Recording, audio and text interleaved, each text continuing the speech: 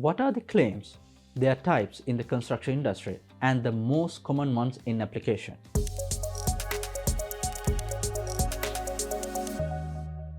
The dictionary meaning of claim is an assertion of a right, and under standard contracts, the word conveys the concept of additional payments which the contractor seeks to assert in addition to the value of works. There are different types of claims in the construction industry.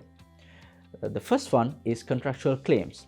These claims which are those made under specific provisions of the contract and are usually submitted by the contractor or the subcontractor for recovering additional sums of monies or for the extending the original contract duration to get relief from the liquidated damages. A contractual claim must be based on the express or incorporated terms of the contract. A claim has to be identified and substantiated pursuant to the applicable terms and conditions within the contract agreement between the parties. The second one is legal claims. These are the claims under law governing the contract. These claims are those arising apart from the express provision of the contract. They relate to the breaches by the employer or either implied or express terms of the contract. As an example, if the employer hindered or held up progress of the works, or if the consultant was negligent in carrying out of his duties, resulting a loss to the contractor. The third one is ex gratia claims. These are claims those without legal foundation and are usually made on moral or hardship grounds. There's no legal basis for these claims, but these claims are which the contractor considers the employer has a moral duty to meet. As an example, if the contractor has seriously underpriced an item which its quantity has increased substantially because of a variation, which will cause the contractor a considerable loss. Regardless of the moral basis, the employer has no obligation to entertain such claims. Then let's look at the types of contractual claims in the construction. Main types are: number 1 is extension of time claims, and number 2 is disruption claims, and finally number 3 is acceleration claims. The above claims may have additional components such as indirect costs, head office costs, financial charges, escalation costs for resources, or loss of profit. Claims on construction projects generally relate to the following. Number 1 is claim for additional time to complete the works. This is a claim from contractor to the employer. And number 2 is claim for additional monies for delay and disruption to the project works. This is also a claim from contractor to the employer, or it could be vice versa. Number 3 is claim for acceleration of the project works. This is also a claim from the contractor to the employer.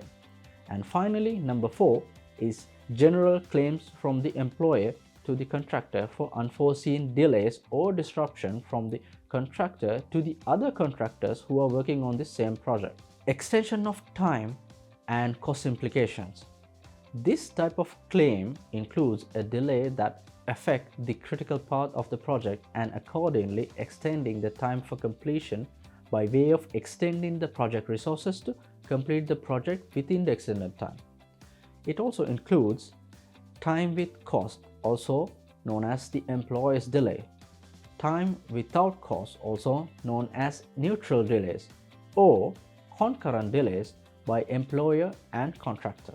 Cost claims includes site overheads, head office overheads, financial charges, disruption or cost escalation, claim preparation cost, and subcontractor claims as the case may be. Disruption claims.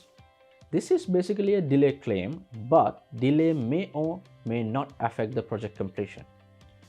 Costs that are generally claimed in these claims are reduced productivity, idle resources, demobilization and remobilization, unproductive overtime. Disruption is not the same as delay.